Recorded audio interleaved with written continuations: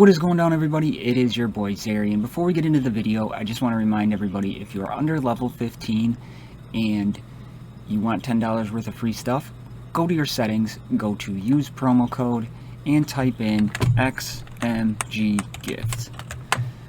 You do that, you'll get $10 worth of free stuff. It helps support the channel. So if you're under level 15, make sure you're using that promo code XMG Gift. Enjoy the video. YouTube family, it is Zary coming at you today to break down worst to first, all champions ranked, and I did it different this time, and I got a dog hair on my hat, and we need to talk about how I rank these characters. What you need to understand is this is my view completely, nobody else's view. This is how I personally feel about the characters, and people might agree with me and people might not, and that's perfectly fine. That's the whole point of these.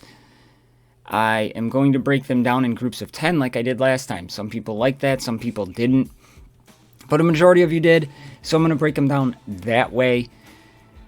And what I need everybody to understand is I went back through and I rewatched all of the old worst to first, and we are in the first quarter of 2021, and I figured this would be a really good time to do it. But I realized I put a lot of emphasis on leadership abilities. So I'm going to exclude leadership abilities when I rank these characters. And what you really need to understand with that is you have somebody like Soleus. Great character, great leadership. Then you have somebody like Hera, who is an average character, maybe even below average. She really doesn't bring a lot to the table, but you gear her for her leadership. And it's not fair to the characters who don't have a leadership that are better characters than these champions. So I'm excluding leadership from them. And I think I'll make a worst to first leadership ability to help everybody out. Maybe I can bring in Bones and we can discuss leaderships. That would be pretty cool. But what I really want to tell you is how I rank these characters. When I rank these characters, number one, I have to take in T7 and T8 abilities. I have to do that. Because it takes a character, let's just say, like a hard orc. Hard orc was probably a middle, probably there's 79 champions in the game now, so without T7s, T8s, might come in between 30s, 20s, 35 range. With T7s, you're going to have to wait to see where he ranks, because those are some of the best T7s in the game. So, I have to take those into account. And because I'm looking at fully gear 12, tier 7, tier 8s. If you're going to invest in these characters, that's how I'm going to rank them. I also took into consideration their plug-and-play viability. Somebody like a Doom is super plug-and-play viable. You can put him in any single team and he'll be fine. Where you take somebody like, let's just say, Adam. Some plug-and-play viability, but not a whole heck of a lot. So that's something we got to keep in mind as we do this. Also, I look at how they perform in raids. If you perform really well in raids, help bring down the dragon scales, all that stuff, you're going to be bumped up. I also have to look at, how do they perform on their own? You have some really good synergies out there, but you need that other person to really make that character shine. Nightingale and Soleus have great synergy, but they're also really good characters on their own. Somebody like Radash, still a okay character, but he's at a different level when paired with Shadar, but I can't grade him on that because we're doing each individual champion, if that makes sense. And the way I kind of grade these characters is I pretended it was a tournament and I had the 5th spot open. And I could pick anybody in the game. Who am I putting in that 5th spot? And I know it's kind of like a team composition thing, but if I could choose anybody, I wrote them all down, I crossed them off. That's kind of how I did it. That is kind of what I kind of judged it on, is everything I went over. This is the only time I'm really going to explain this, and we are going to jump into it right now. So as I stated, there are 79 characters, 10 more than last time I did this. I was going to put in like a ranking system of where they fell and if they went up or down, but it just, with more characters being added all the time, it's super hard to do that. So, but Vorian the Trickster, number 79, was dead last for me last time, still dead last for me this time. He's a mess, slow, squishy, needs potency, his move kit is so jumbled. He needs poison to do more damage, then he removes all the poison. He gets no benefit from it. He has 0 potency, and he needs potency. He's just, you know, I see people use this character at gear 11, and you can still one-shot the guy. He just, in a poison team, he doesn't even make the cut. So, I mean, think about it this way. He's one of the starter characters you get. He is the first starter character you pull off your team when you get somebody else. So, enough said about Vorian the Trickster. Easily comes in at number 79 for me. 78, Selena. I was very high on Selena at one point in time, but now that Soleus is constantly there, pretty much free to play, Selena takes a back seat. The only place I've really found a use for her is before the pandas split, and we got like Uncle Ho and the burn mechanic redone, is she was the healer on a Patriarch Chi-led team. But there's one reason why Selena is 78, and I really don't think she's beneficial. You can easily overlook her in a human squad. I mean, and it's a shame because her heals are actually really good. She has high magic damage. So it's a shame because she could be used. But there's one move that puts her where it is, and it is on her passive ability. And I don't even know if I'm going to level this when I get up to gearing her, because I eventually want every single character gear as high as I can get them, right? But here at tier level 6, she copies 2 random buffs from an enemy. So she's not even dispelling, she's just taking the buffs at the end of the turn and applies them to random allies for the same duration. Problem is, she can copy taunt. When she copies taunt, and it always seems to copy taunt. Not the enemy Selena, you're Selena. It's like taunt is up, she's like, I gotta have taunt. And you know what? I'm gonna put it on the squishiest character you don't want to have it. She'll put it on herself, or she'll put it on your damage dealer. I'm gonna take, you know, Wonder Lua out of stealth because she needs taunt. It always seems to happen, and it just ruins this character. Completely destroys this character, and it's a shame because she does have pretty powerful heals, but her kit herself isn't really overwhelming, and this is just a terrible mechanic when you can copy taunt. If they took out taunt, Selena moves up. Until then, she's the only other character I wouldn't want over her is Vorian the Trickster. Staying in the human faction at 77 is the pimp daddy, Robin Bad. And Robin Bad is a shame. His kit reads really well. You think you're going to be able to do stuff. He has T7 abilities which don't help the character because his biggest problem is he's slower than Sin. I mean, molasses on a January day. He is squishier than... it's terrible. But he has some really good mechanics. He has an undodgeable basic. You get counter chance in his move kit. Putting him under a Soleus lead even improves that, right? But he gets one-shotted. And, you know, I know they removed the dodge mechanic from the game, but somebody like a Titania, this could possibly, you know, you read this and like, oh, maybe that'll work. But it doesn't. It just doesn't. And then his T7s really didn't benefit him. You know, a critical hit decreases target turn meter. Great. You know, they're not bad T7s. Like, this is... He gets a 60% chance to gain the critical chance increase. So he gets it. That's besides the point. And then T8 just does more physical damage. But it's not even an AoE. Here on the T7, he's giving allies recover 35% turn meter. Very cool. And then on his passive, 5 more percent chance to counterattack, plus 10% for each living human in the party. with an undodgeable basic, that is awesome. But he doesn't last more than 2 rounds. Right? It's a shame. His kit does not read as bad as the character plays. Robin Bad 77. 76 Hilda. The only reason Hilda isn't lower than the other 3 characters I've already talked about on this list is because she is a defender and she does do a good job of being a meat shield. But she has no synergy with really anybody. She can't be a main tank. She would be a very good second defender on a team. Her synergies with Snorri are just downright awful.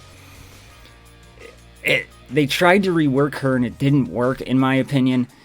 I said it before, the spear throw, you know, she's a Valkyrie, she controls the lightning. It should do something with burn instead of if Snorri is an ally, gains a damage increase for 2 turns and assists on this attack. Nobody's pairing Hilda and Snorri. It doesn't work. Her taunting mechanism here, she gains shield equal to 5% maximum health for each debuff removed. Sounds really good, right? But she can only remove 2 debuffs, so she's only giving herself back 10% maximum health. Or shield, sorry. 10% maximum shield equal to her health. If this taunting mechanism, if it got like a T7 and it removed all debuffs and she had like 7 of them on there, worth it. But she just doesn't play well. She seriously just is a meat shield. You know, she's one of those quasi want to try to do damage defenders, like a mega wheel, but it just doesn't work the way you want it to. It increases her maximum shield by 50% of her maximum health. Okay, wonderful. Solid. So, but what do you want her to do? Do you want health on there? Do you want her to do that quasi damage? She's just a hot mess, and that's why she's 76. 75, Mortha. I have not touched Mortha since the day I unlocked Soleus. You know, and I probably should because she's needed for tournaments. She doesn't thrive outside the orc faction, which brings her way down. Her healing mechanism is just horrendous, in my opinion. She chains, you know, the target ally by 400 of the magic damage, then change to 2 allies with the lowest health and heals the first ally by 300 and an ally by 200. I get it, like the shamanistic kind of vibe from World of Warcraft. Doesn't play out the way you want it to. I really like this personal curse. It is actually one of my favorite moves that she has. It is the favorite, but it's actually really good. And early on in Tower, it really does help you out. But after the personal curse, and her passive ability isn't bad either, but it's per orc in the party. So she has no plug-and-play viability. End game, mid game, once you unlock Soleus, she's out of your orc team. Gone. So there's people out there that do what she does way, way, way better. That are more plug-and-play viable, will bring more to your team. She's a quintessential starting healer, and she's nothing more than that.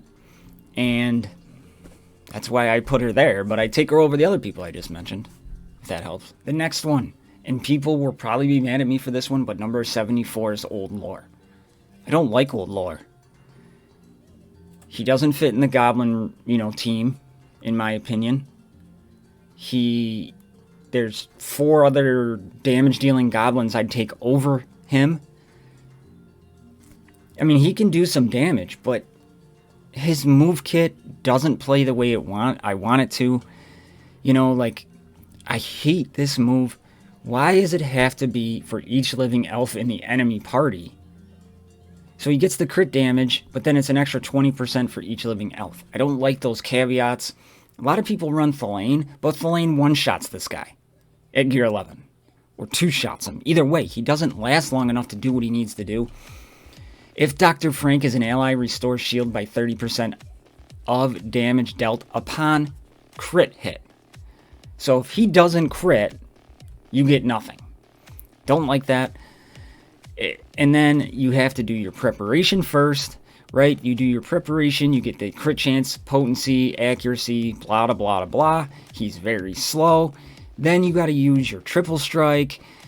You use your triple strike, so you get the dazed, and then you use your basic, because you do more damage against dazed. It's just a lot of, you need this to happen, to have this happen, to have this happen, to have this happen.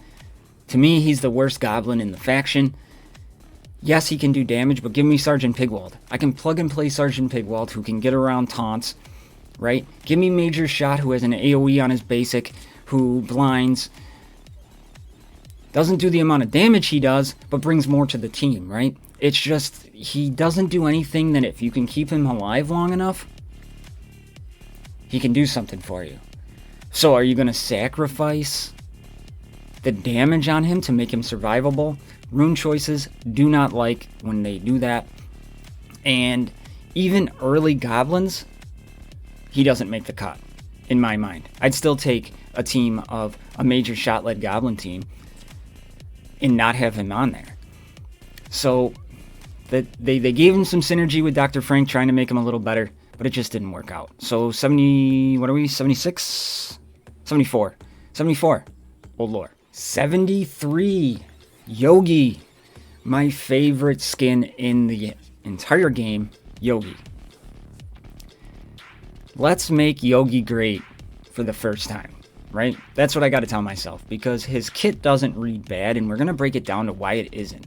But he has some major flaws. One, he is so slow that it's hard to get anything going.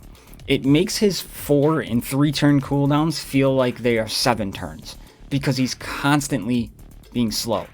They gave him synergy, in my mind, with the worst character in the game in Vorian the Trickster.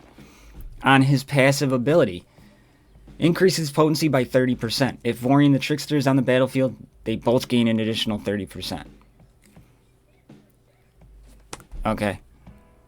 That just awful.